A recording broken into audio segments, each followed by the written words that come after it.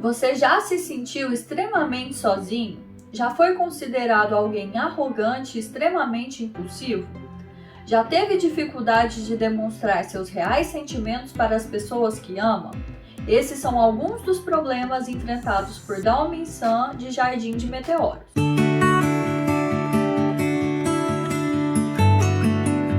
Olá, dorameiros e dorameiras de plantão. Eu sou a Deise Coelho, psicóloga, e hoje nós vamos conversar sobre um personagem extremamente polêmico do mundo dos doramas, o Dao-Min-san de Jardim de Meteoros. E aí, qual a sua opinião sobre ele?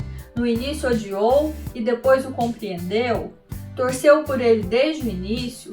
Teve raiva ao longo de todo o caminho? Me conta como foi para você, deixa aí nos comentários. E antes de partir para nossa análise, eu quero te convidar a se inscrever no canal e deixar seu like, porque aqui você sempre encontra uma super análise do seu dorama predileto. Bom, pessoal, então vamos voltar aqui para o nosso personagem de hoje. O Dao-Min-san é um personagem muito polêmico. No geral, você encontra alguém que odeia ou ama. E por qual motivo isso? O que na história dele, em todo o percurso, faz com que a gente tenha sentimentos tão intensos a respeito desse personagem? Bom, para começar, são as atitudes dele.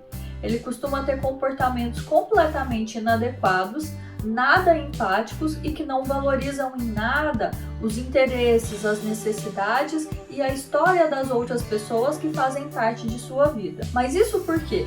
Bom, o Dao-Min-san não tem uma história muito comum. Ele acabou sendo criado por funcionários e pela sua irmã mais velha, que também não passava de uma criança. Mas por qual motivo isso? Seu pai faleceu quando ele ainda era uma criança e desde então sua mãe passou a se tornar extremamente ausente em função da sua constante preocupação com a empresa bilionária da família. E aí fica a pergunta, como será que cresce uma criança que desde sempre acabava tão sozinha? Sem nenhuma dúvida, isso acaba gerando nele esquemas de abandono, que faz com que ele sempre tente, de maneiras completamente inadequadas, se aproximar das pessoas. Como desde o início isso não funcionava, acabou refletindo em comportamentos muito agressivos e completamente inadequados. Bom, tem uma cena em que deixa isso muito claro quando o Dao-Min-san, ainda criança, tenta comprar amigos. Então ele oferece brinquedos para as crianças para que elas fossem seus amigos.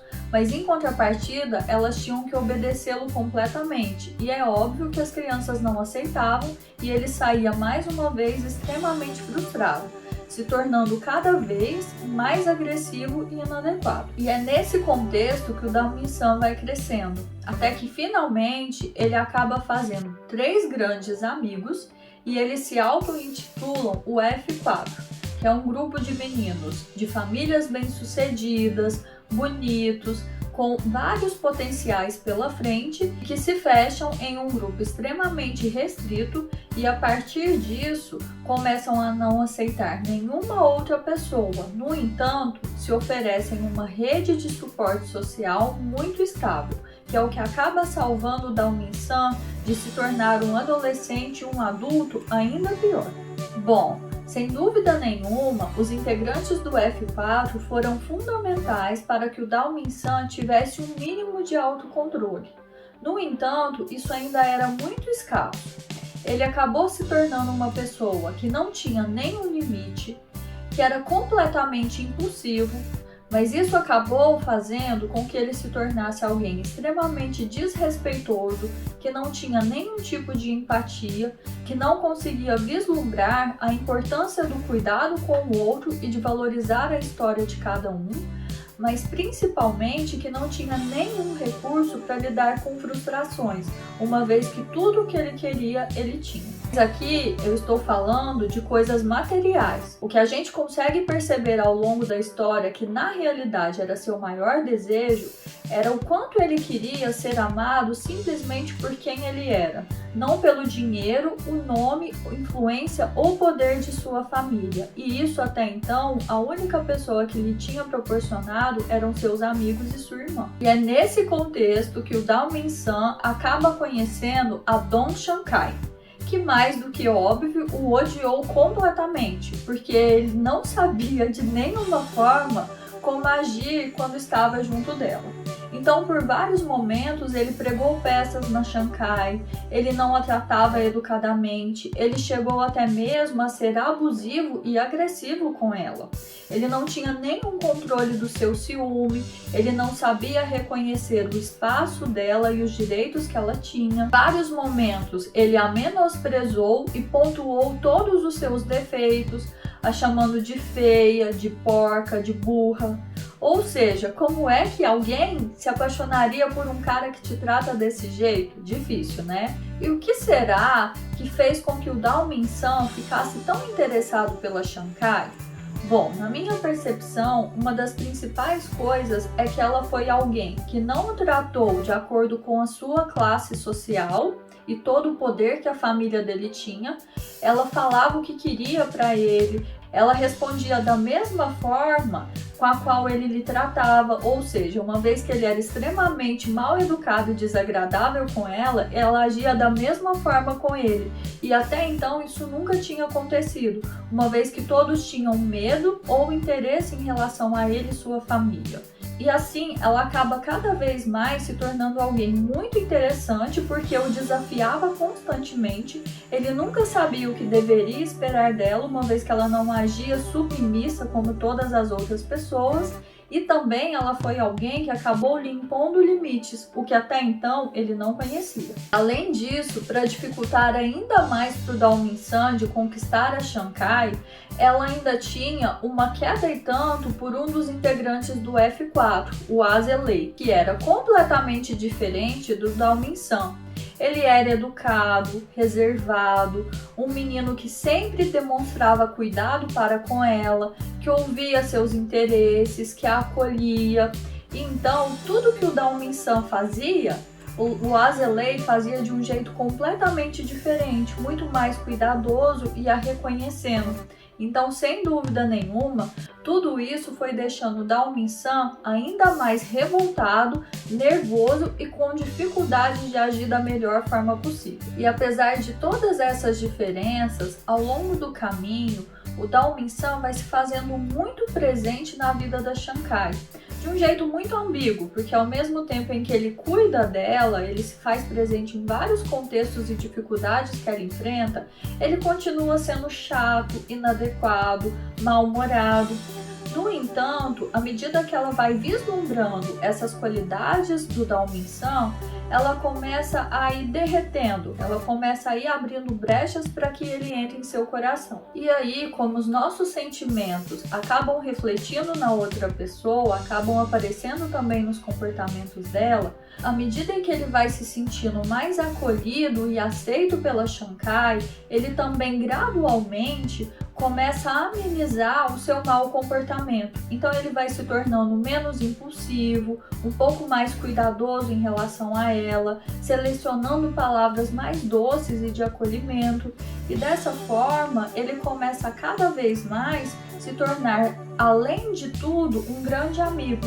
E assim ele vai conquistando a Shankai pouco a pouco. Então, a partir de todas essas mudanças que vão acontecendo pouco a pouco, o Dao-Min-san começa a se tornar alguém mais calmo, mais empático. O grupo deles vai crescendo, porque a partir do momento em que a Shankai começa a estar mais próxima deles, eles também começam a agregar outras pessoas, e um grupo que era extremamente fechado começa a se abrir.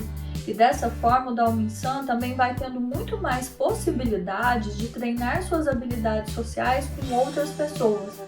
Além disso, quanto mais amado ele vai se sentindo, mais à vontade ele fica com seus próprios sentimentos em relação às outras pessoas, e dessa forma ele consegue demonstrar muito melhor e assim se sentir seguro para ser cuidadoso, educado e até mesmo amável com os outros. Aqui fica muito claro que tudo é uma questão de maturidade, de evolução.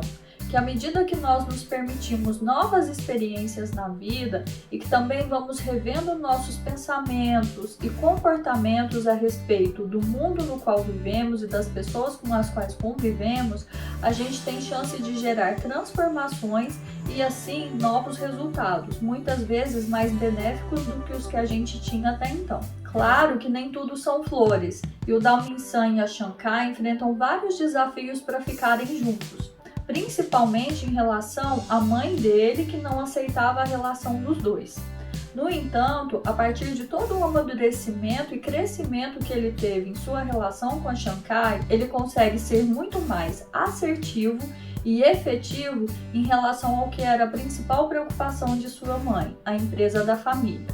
E exatamente por tudo que ele conseguiu crescer com a Shankar, ele consegue utilizar essa inteligência emocional que ele foi adquirindo e agregá-las ao negócio da família e assim salvar a empresa. E a partir da história do Dao-Min-san, a gente consegue perceber como, a partir do momento em que nós desejamos agir diferente, nós temos sim condição de mudar os nossos pensamentos, as nossas emoções e principalmente os nossos comportamentos, ou seja, a nossa forma de agir e nos colocarmos no mundo. Também a importância das habilidades sociais e da inteligência emocional em nossa vida, pois a partir disso a gente consegue criar uma rede de suporte social que nos sustente e nos ajude a passar por obstáculos e dificuldades, sempre de uma forma em que a gente cresça, em que a gente se sobressaia e evolua após esses obstáculos, ou seja, de forma em que a gente seja resiliente e adaptativos para lidarmos com as frustrações e as dificuldades do dia a dia. E também é importante pontuar o quanto é fundamental para todos nós nos amarmos e também nos sentirmos amados, e o quanto a partir do momento em que ele conseguiu se perceber alguém que recebia amor, ele conseguiu se abrir muito mais para o mundo e as pessoas ao seu redor. Bom, pessoal, pensando no geral, a principal característica que eu vejo no Dao-Min-san é a sua possibilidade de transformação e o quanto a partir do momento em que alguém conseguiu tocá-lo para isso, ele também se permitiu viver novas aventuras, novas possibilidades e se tornar uma pessoa muito melhor. E aí fica a pergunta, como é que cada um de nós lida com as nossas dificuldades? Como é que a gente olha para os fantasmas da nossa história, para o que nos aconteceu no passado? E como é que a gente escolhe viver no futuro? Quais posicionamentos e escolhas a gente decide a partir de tudo isso? E você, tem alguma mudança que gostaria de fazer em sua vida? Já deixa seu like, se inscreve no canal. Muito obrigada por ter ficado até aqui. Mini coraçõezinhos para vocês!